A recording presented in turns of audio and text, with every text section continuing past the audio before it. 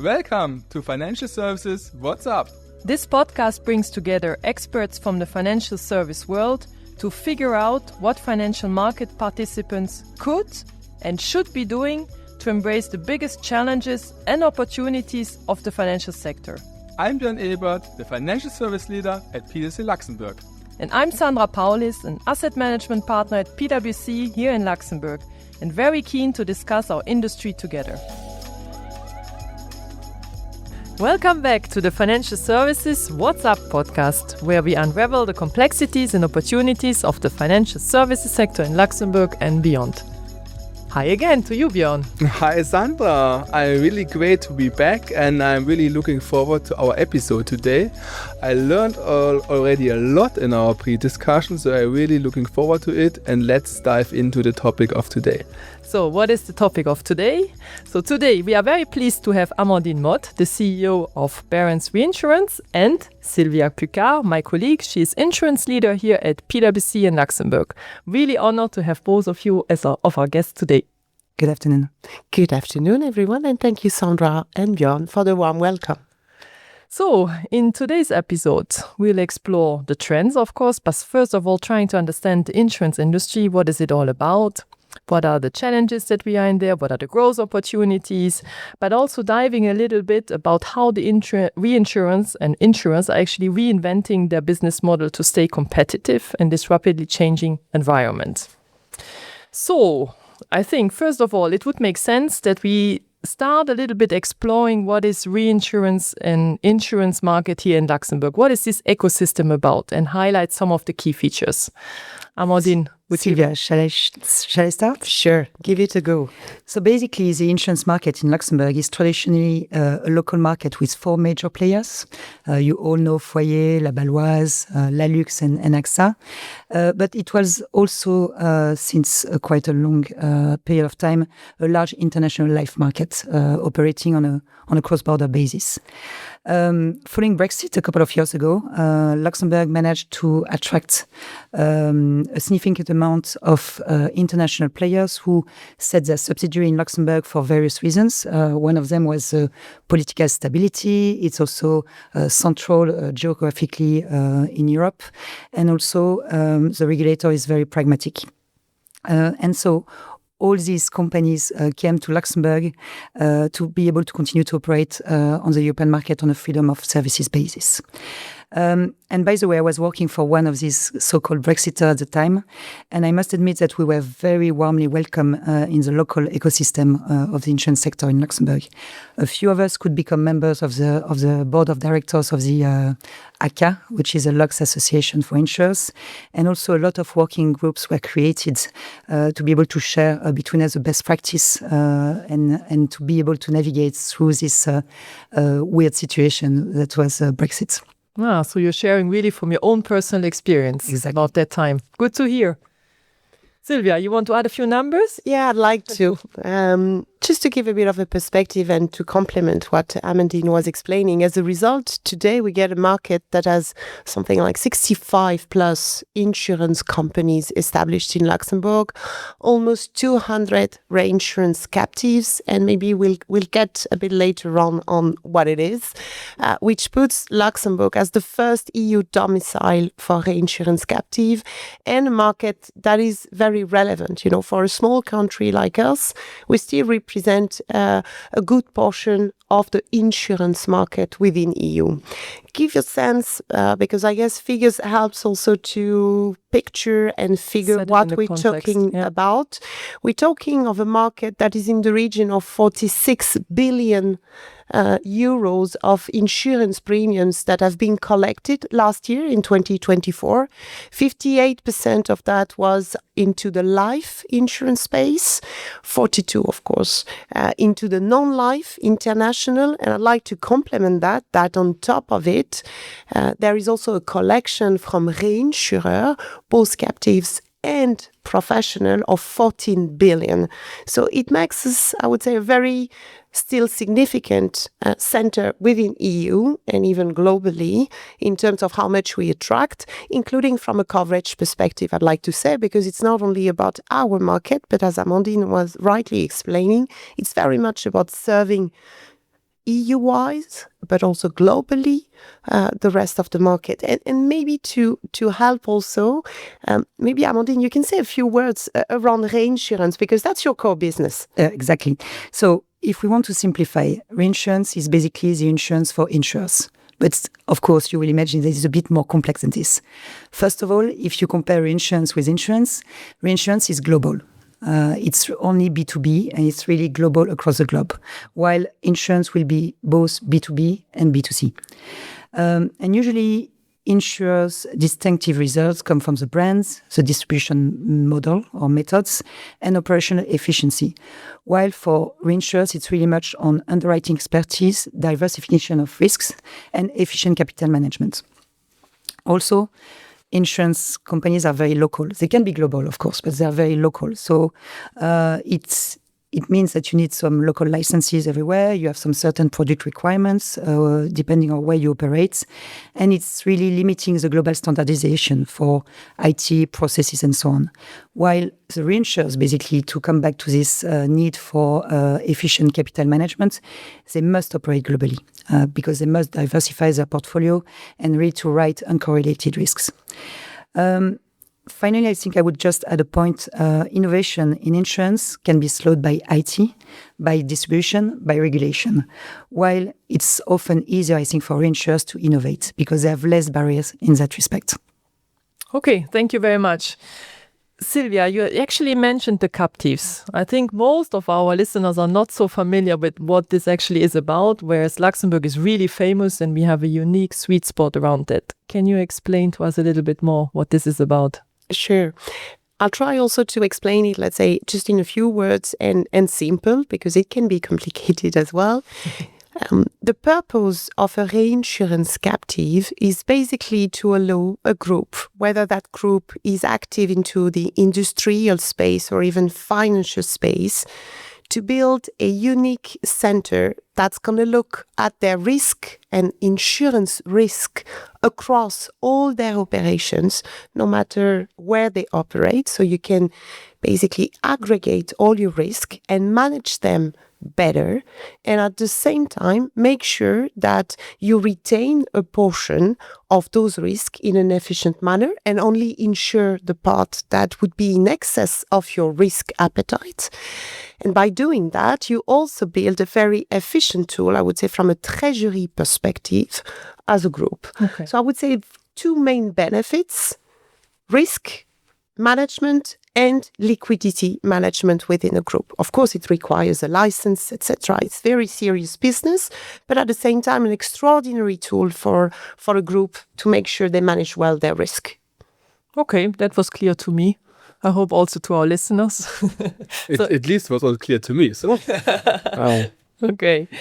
So I think this actually sets the scene, gives a few numbers about the importance of the life business, getting also a glimpse about the reinsurance, the captives and all of that. When we are looking a little bit into the future, in terms of competitiveness and everything that goes with it, where would you see the main barriers to growth in Luxembourg for the insurance and for the reinsurance industry? And how can those challenges impact the competitiveness? It is a core topic, if I may start. Competitivity is at the core of the agenda of most of our insurance market. It has been one of the key topics also that was put forward during one of the big day we get and celebrate together our market, which is the ACA Insurance Day back in November.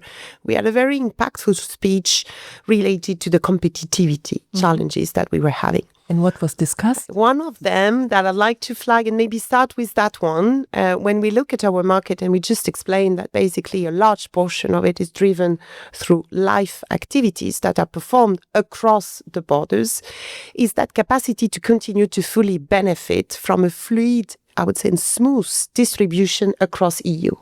And that model has been recently under challenge across the different countries, and especially towards Luxembourg insurers in certain jurisdictions. So I guess that one is really a challenge that needs to be looked at from a political agenda perspective, and make sure that the voice is heard, and that the beauty of what is a unique market within EU remains a strong opportunity for our players, which have a depth of knowledge and skills to be the best at that play. And Sylvia, if I may add, we see this within Europe, between countries within the EU. But from a reinsurance and international non-life insurance perspective, we also see this in the wider world. And basically, we see in a lot of jurisdictions across the globe that there are some like enhanced protectionism to protect the national players versus the players working from a cross-border perspective. And if I can give an example, in India, since the 1st of April 25, reinsurers operating on a cross-border basis, they need to have a collateral in place to be able to operate in the Indian markets. And let's really restrict the kind of ability we have as international players to operate in the Indian market, and leaving space for the large international players who have basically a presence there, or also the national players in India. And I think this enhanced protectionism across the globe is really much linked to the current geopolitical context, where you see not only from a business perspective, but also political perspective, you see more and more protectionism everywhere. And I think, I don't think, honestly, with Trump being the president of the US, it will change in the coming months. And it's something we really need to fight from a business perspective. Mm-hmm. I think that's a very, very valid point, Amandine, what you make here, because I believe if you look at FS in Luxembourg or across FS, you have similar challenges. And I think Luxembourg is there that we have less fragmentation in the market, and we also push for a single market. And given the current context with the person across the ocean, I think Luxembourg offers really a unique opportunity, because you have here really stability. You mentioned that at the beginning, what Luxembourg stands for, and stability is one, and we are really a trusted partner in these volatile times across FS. I think that's, for me, super important. And the other point is the connectivity, because we are connected from locally to our headquarters, but also in terms of distribution, we are globally connected in all the FS industries here in Luxembourg, and we need really to continue to doing that, because only that will give us uptake and will help all the FS industry to grow. So there is the protectionism for the moment, but I hope it will go away over time. Mm-hmm. Okay, when talking about the challenges, we recently published our CEO survey here in Luxembourg and also globally, and one of the elements that was coming up was actually the retention and the attraction of talents. In this survey, how is this for the insurance sector? You don't have a problem, right? No, of course not. You will guess that we have some issues. Only opportunities. With the arrival of 6 years ago or 5 years ago with Brexit, the arrival of 13, 14 new players, we all looked for the same profiles, the key functions, finance profile, and the country did not have the talent pool. They had the talent pool in international life, in local market, but for international life, it was a bit poor. So some companies attracted talent from abroad. They were already within the company, and some others had to look for talent in the market, or to develop talent in the market, and development is very important. Since then, I think a few initiatives have taken place, and I'm referring, for example, for the new actual master in the University of Luxembourg, being sponsored both by the Ministry of Finance and by ACA, the Lux Insurance Association. So these are good initiatives, but I think we need to accelerate. And I think I see a lot of initiative within the country to try to position Luxembourg as being at a very advanced in terms of green finance, in terms of microfinance. And I really think we need to position Luxembourg better to attract this kind of young talent who are interested by diversity, by equality. And I really think there is some space to do something here. And if I may add, it's not only an issue in Luxembourg; it's also a global issue. When I travel a lot for my job, and I sometimes see in developing countries, there are people going to study abroad in the UK, in France, in Europe, or in the US, and these people tend to stay in the country where they studied rather than coming back to their home country to try to support the development of insurance within those developing countries. And I think that's an issue as well, where it's not only about developing Luxembourg talent, but supporting the development of broadly global talents. And I think it's an industry that, if I may, when you don't know the industry, it may not be the first one you're going to name, as a student, to say, hey, look, I'm going to join the insurance industry. I guess that a lot of the people we speak to, they are people that came to insurance, I would say, by accident. And if you talk to any of them, they would definitely tell you that it was the best accidents that ever happened to them, because it has tons of, I would say, learning to do there. And I guess we need to spread the word a bit more that it is really a super interesting industry. Okay, so the sales pitch is done. So dear ladies and gentlemen who are listening to us, just contact Sylvia, Amandine. You're interested in Luxembourg. So we are still talking about a bit the challenges that we see in this industry to remain competitive, the growth opportunities that are there. Yeah, I think the other element that could be positive or negative is regulation. There's always a controversial opinion around it. So what are the elements there? Yeah, you want to start? I guess maybe quickly on it. It's no-brainer that it remains high on the agenda of everyone. And of course, the cost of being compliant, because this is what we're talking about, it's not the regulation per se, is making sure you keep up with the pace of the regulations that might be piling up, that are coming on constant waves, and that have been coming up for years in terms of distribution, impact, solvency, sometimes new accounting standards that you need to comply, resilience from an IT perspective, infrastructure, etc. That has a cost, and that cost, of course, can impair your competitivity.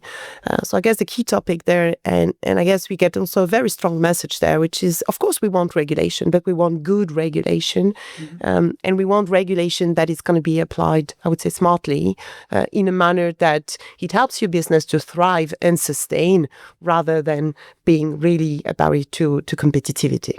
Yeah, and I think, regulation is also to protect the consumer, but we have some example where actually over-regulation can harm the customers.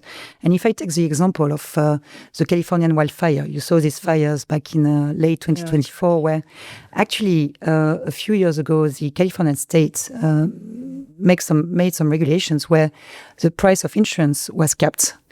And as a result, and was not taken into account the new risks. And you know that with climate change, and I believe we're going to talk about this later in the conversation, but because of this price which was capped, 7 out of the 12 largest insurers in the US stepped out from California and did not want to write any new business, so write any new policy, insured any new home. And as a result, when the Californian wildfires destroyed, I don't know, thousands and thousands of houses, most of the people were not insured because the state insurance fund was not enough to cover everyone. And so it's really an example where you see that over-regulation and the state trying to protect better the customer actually has the opposite effect. Right. Yeah. And that also contributes to increase the protection gap. Mm-hmm. Protection gap, huh? This is actually an interesting word that I learned when we were preparing the podcast. Now we focused enough on the challenges, we all can overcome them, all work together, but now let's focus on the growth potential. So where is this industry heading, dear ladies? And beyond, what are the elements that you actually see that can really drive forward the industry? And I think protection gap could be one of them. Amandine, could you share a little bit what this is about? Yeah, so maybe for the interest of everyone, what is protection gap? Protection gap is basically the difference between the economic loss of a major event and the insured loss. And if I can give a very simple example. When you have an earthquake in Morocco, in the Atlas, and we had one 2 years ago, it's going to cost less to the insurers than an earthquake in Taiwan, where most of the companies and the people are insured. So this is a protection gap. And I think as leaders in the insurance and reinsurance sector, we have, of course, a duty towards our shareholders, towards our customers, towards our staff. But I think we also have a wider societal duty to really help closing this protection gap by helping low-income people across the globe to be insured. And I think it's part of this duty to improve, the global wealth of the world. Yeah, it's basically to ensure that you have that they are affordable. The insurance company, the insurances as overall, and to create awareness, that insurance exists, the products that are available. Exactly, and awareness is very important because, when you are a low-income revenue or low-income person, it's not obvious that you need to spend a bit of your money to protect yourself against, climate events or nat cats or deaths or everything. But actually, it's very important, and we start to see a lot of examples across the globe where it's really pushed.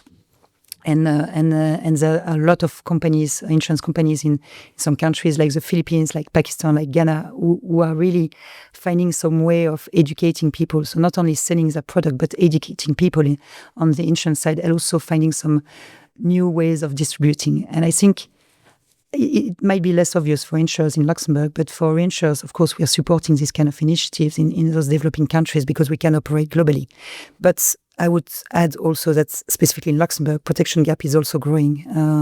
And so we shouldn't only look at 6,000 kilometers away from here, but also here we have quite some needs. Yeah, that's what I saw also on the global statistics, right? That the protection gap is actually widening quite significantly over the next years, and that it's still mainly focused on Asia Pacific, where the largest part from the gap is coming from. But it's good that you point out also to Luxembourg. Sometimes we tend to forget to look here around us. Yeah, and I think it's linked also to Sylvia, I know I don't let you speak, but it's linked to all the new cat events we have in Luxembourg. It's increasing because the insurers need to make sure that they continue to earn money. And we're not talking about a lot. We're not coming at a loss. But basically, we see this in Luxembourg where people tend to see the house insurance rising, but it's also because you have new risk on the table, and the tornado and the recent floods, and so it's a difficult equation to manage.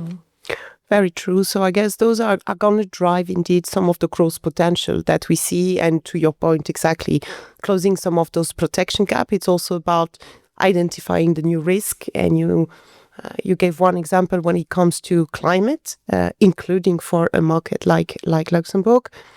It's also about emerging risk like cyber, and maybe we can discuss a bit around that. We can also discuss, and you've seen that also in the press, there is a lot about the pension system in Luxembourg and how much, is sustainable from a, I would say, government public perspective, and how much should be taken on from a more private perspective, where insurers are definitely playing a key role in making it happen. And we're coming back to this education piece. So very important that insurers are not only providing coverage, but they also provide risk management support. And if we're talking about the risk of cyber attack, I mean, it's also to support the companies, because it's mostly a corporate risk and not a personal risk, but to support the companies in preventing cyber attacks. And so this it's coming from tools like double authentication when you access your systems and these kind of tools. And I think insurers are really a duty of, should work more on this prevention piece to prevent cyber attacks and to, at the end of the day, lower the cost of cyber insurance. It's very true, what you say. And if I may complement into that, you see a lot of the growth trajectories of a number of companies also moving, I would say, a bit upper in the chain and putting in place a number of prevention and additional services that are bundled and packed together with the insurance product to make sure you get a win-win situation. So a good situation, let's say healthcare, from that perspective, incentive, or you're going to buy, extra elements more as you said, education around what is a healthy way or the best way possible to remain healthy and as long as possible, coupled, of course, with the health insurance. And those are growth space, I guess, that are interesting to explore for our market also. Yeah, definitely. Prevention is key for that, and the use of data. But I think we will come back to the use of data. But usage of data for better prevention, especially in the healthcare space, is key. Now I have a question for you, being curious, when you say data, this is historical data, right? But how about new products on the market? When I think about the wind farms that are coming out there, that are certainly there since several years, but not so long ago. So how do you deal with that? That's a very good point. And actually, renewable energy is a risk, which is pretty new, as you can imagine. And it's a pretty complicated risk to manage because you have very little historical data. And the pricing actuaries have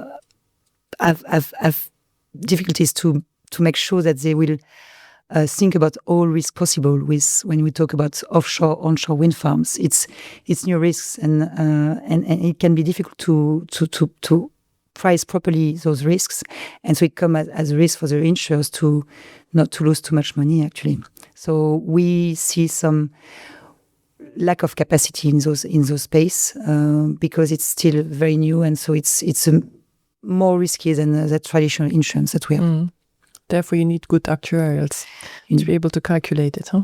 Yes, and to model to model properly. Yes, and the data set, huh? Definitely. If we are thinking more broadly about new products that are covering also new risks in certain areas, what are the elements that come to your mind?